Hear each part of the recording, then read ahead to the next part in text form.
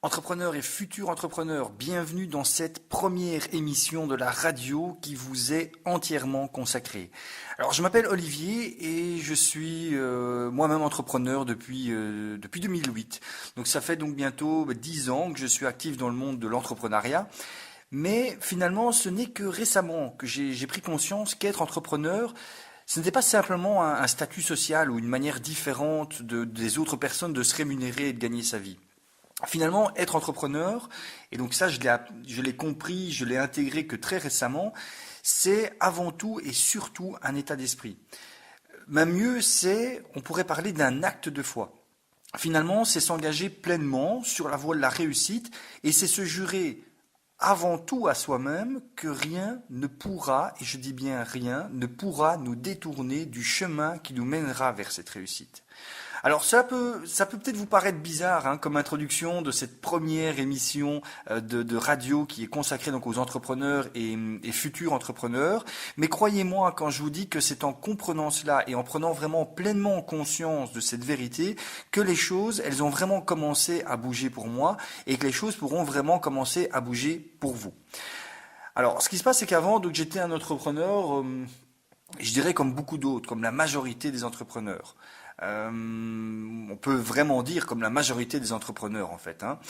On devient en fait souvent indépendant pour quitter le monde du salariat, pour quitter un petit peu la prison du salariat. Mais tout ce qu'on fait au fond, c'est s'enfermer soi-même dans une autre prison, celle du travailleur autonome.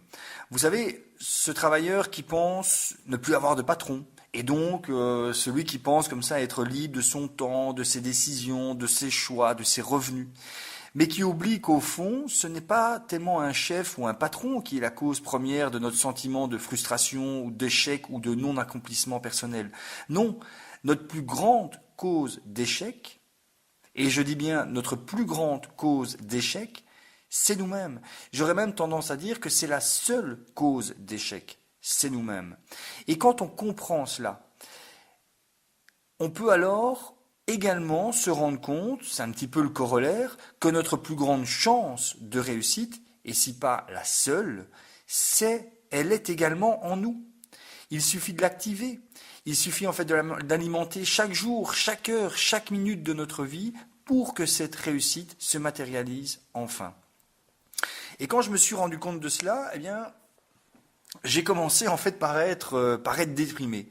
Je me suis dit mais combien d'années j'avais perdu, où est-ce que je pourrais en être aujourd'hui si j'avais su tout cela dès 2008 et surtout si j'avais appliqué tout ça depuis le début.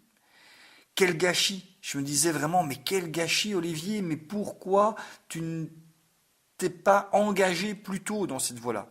Mais là encore, je me suis rendu compte qu'en pensant à cela, j'emmagasinais de nouveau des pensées négatives, complètement stériles et inutiles. Et c'est à partir de ce moment-là où je me suis enfin dit stop. Et depuis ce jour-là, en fait, je m'efforce à balayer toutes les émotions négatives pour me concentrer uniquement sur mes pensées positives et motivantes. Les pensées qui n'ont qu'un seul but, m'amener vers ma réussite et mes objectifs. Et j'ai choisi de vous partager en fait tout cela, de vous permettre finalement de m'accompagner sur ce chemin initiatique. Vous verrez, c'est un terme que je vais employer régulièrement, chemin initiatique, puisque c'est un petit peu comme ça que je le ressens personnellement, le chemin que je fais, le chemin que j'ai emprunté depuis un certain temps, donc depuis le moment où j'ai décidé de dire stop aux éléments négatifs et extérieurs. Donc j'aime bien employer ce terme de chemin initiatique. Et donc ce que je voudrais, c'est vous permettre de m'accompagner sur ce chemin initiatique qui me permet donc de devenir une meilleure version de moi-même. Et bien sûr, tout ça ne vient pas d'une sorte de Saint-Esprit, mais de lecture, de réflexion et surtout de beaucoup de mise en pratique. Et c'est tout cela que je vais partager avec vous dans ces émissions radio qui sont consacrées donc aux entrepreneurs et futurs entrepreneurs. Je vais vous partager tout cela pour que vous puissiez profiter de mon chemin initiatique et, je l'espère, décider de commencer le vôtre également. Alors, Le vôtre, il sera probablement différent du mien, car c'est un chemin personnel qui doit s'adapter à votre réalité, à votre quotidien. Mais je suis 100% convaincu, et je dis bien 100% convaincu, que les éléments concrets que je vais vous délivrer au fil des émissions vont vous permettre d'avancer sur votre chemin.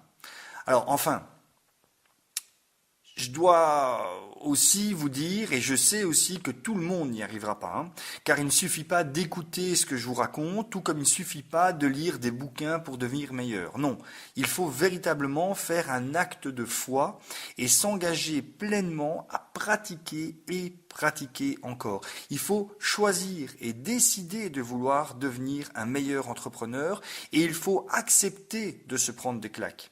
Comme je vous le disais, moi c'est vrai qu'à partir du moment où je me suis rendu compte de ça, je me suis pris une grosse claque. Je me suis pris une grosse claque parce que je me suis rendu compte que finalement, depuis des années, j'avais fait des erreurs, que depuis des années, je faisais des choses en pensant que c'était bien, en pensant que c'était bon, en pensant que c'était comme ça qu'il fallait faire, déjà tout simplement parce que tout le monde fait comme ça. Et je me suis finalement au départ pris une claque. Je me suis rendu compte que non, c'était pas comme ça qu'il fallait faire, que c'était autrement qu'il fallait faire. D'accord ? Et donc il faut accepter d'abord de se prendre des claques, il faut l'emmagasiner et puis il faut dire ok, très bien, maintenant je décide de faire autrement.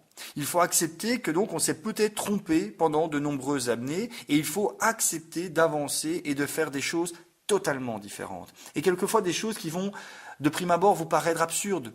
Des choses qui vont dire bah non, c'est complètement stupide, je vais pas commencer à faire ça et je vais pas faire ça, ou ça je vais le faire et ça je vais pas le faire. Et vraiment, je vous le dis directement, même si au départ les petites choses dont on va parler vont vous sembler stupides, vont vous sembler complètement inutiles, ôtez-vous ces idées négatives de votre esprit et faites-le tout simplement. Vous n'aurez de toute façon rien à perdre, vous aurez tout à gagner. Faites-le. Et c'est à partir du moment où vous déciderez justement de le faire, d'accepter de le faire et de le mettre en pratique, que vous verrez que ces choses-là, petit à petit, vous aideront. Donc il faut vraiment accepter d'avancer et de faire des choses totalement différentes. Et c'est pour ça que je suis donc tout aussi convaincu que tout le monde n'y arrivera pas. Ou du moins pas tout de suite. Parce que personnellement, je vous l'ai dit, il m'a fallu un certain temps pour passer de la théorie à la pratique. Dans le sens que ça fait longtemps que je m'intéresse, on va dire, au développement personnel, que je m'intéresse à comment devenir une meilleure version de moi-même, que j'étudie beaucoup de choses, je suis autodidacte, hein, vraiment, j'allais dire je suis autodidacte de formation, c'est marrant de dire ça, mais c'est vrai que je suis autodidacte depuis toujours. J'ai très vite abandonné les études, enfin je ne peux même pas dire que j'ai fait des études puisque j'ai mon secondaire supérieur, donc on va dire l'équivalent du bac en France, et puis c'est tout, j'ai essayé vaguement l'une ou l'autre chose, mais très vite j'ai arrêté parce que je me rendais compte que c'était pas fait pour moi, et que voilà, j'étais vraiment fait pour apprendre les choses par moi-même. Mais le problème, c'est que j'en restais au stade de la théorie. Comme on dit, je bouffais des livres, j'emmagasinais beaucoup d'informations, mais je n'en faisais rien. Et donc c'est ça que, voilà, je sais que peut-être que beaucoup d'entre vous feront au départ cette même bêtise d'en rester à la théorie, de ne pas passer à la pratique. Mais je peux vous dire ceci, celles et ceux qui ne feront pas qu'écouter ces émissions en se disant bah ouais c'est sympa ce qu'il raconte Olivier, mais qui donc en resteront simplement là, eh bien celles et ceux d'entre vous qui ne feront que cela feront du surplace. Ça c'est garanti. Si vous ne faites que ça, que écouter ou lire, et que vous ne vous engagez pas pleinement à rentrer en action, eh bien vous ferez du surplace. C'est garanti. Mais je vous garantis également que si vous vous engagez, et encore une fois je le dis, je le répète, tout d'abord envers vous-même, complètement et sans modération, à appliquer directement et sans aucune excuse possible les conseils que je vous donnerai au fil des émissions, vous réussirez et vous aussi à devenir une meilleure version de vous-même. Vous réussirez vous aussi à devenir une meilleure version de vous-même. Donc retenez bien ceci, l'action est la seule manière de concrétiser vos idées et vos pensées positives. Oui, vous devez commencer par bâtir les fondations de votre futur vous, par des pensées positives et motivantes, mais si vous en restez au stade de l'idée et que vous ne vous mettez pas pleinement en action, rien ne bougera pour vous et personne, et je dis bien personne, ne pourra vous aider à devenir meilleur. Vous êtes votre propre instrument, vous êtes votre seul outil, à vous de choisir si vous êtes prêt à utiliser cet instrument, utiliser cet outil et si vous êtes prêt à changer. Alors aujourd'hui, je vous demanderai simplement de réfléchir à ceci.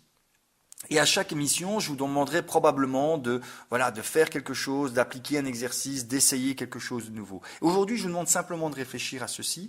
Êtes-vous prêt à 100% à vous engager complètement à faire des choses nouvelles pour obtenir des résultats nouveaux?